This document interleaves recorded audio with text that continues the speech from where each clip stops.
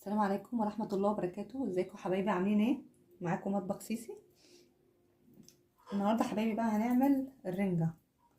طبعا انا نزلت فيديو قلت فيه وريتكم فيه طريقة تنظيف الرنجة وتشويحها ازاي.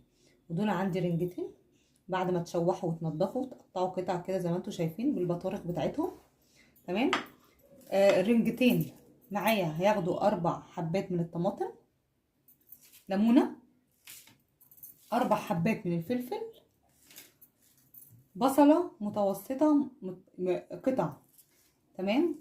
معلقة كمون، معلقة كزبرة ناشفة، معلقة كبيرة طحينة، معلقة كبيرة طحينة. طبعا في الاخر بعد ما نعمل الخلطة دي كلها على بعض هنحط زيت زيتون. اللي ما عندوش زيت زيتون يستخدم اي نوع زيت عادي، انا عن نفسي بحب زيت زيتون. تمام.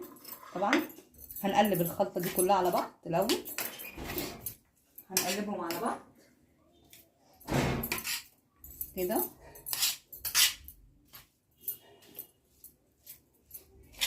ونضيف عليهم الرنجة، هنقلب كل ده كويس جدا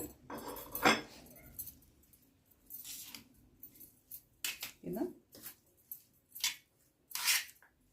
طبعا اللي عايز يضيف طماطم او فلفل او يقلل براحته طبعا، بس انا بحس ان الكميه دي بتبقى معايا كلها مظبوطه مع بعض.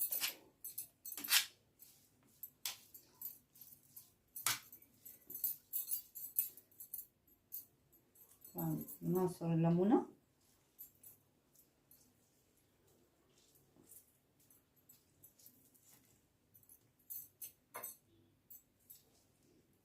نعصر الليمونه كويس.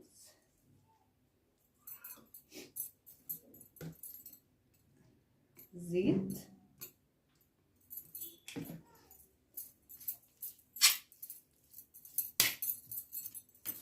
طبعا انا مش بحط لها ملح بصراحه، لان بحس ان الرنجه كده ايه مظبوطه. انتوا برضو دوقوها، حسيتوا اللي هي محتاجه ملح زودوا ملح بسيط يعني عشان ما تملحش منكم برضو. لكن كده المكونات كده عندي مظبوطه جدا. بصوا حبايبي، هو ده شكلها النهائي. فرغوا في اطباق بقى او بالصينيه كده، يعني احنا بنحب ناكل منها على الصينيه كده. كده ده شكلها النهائي، والف هنا وشفا.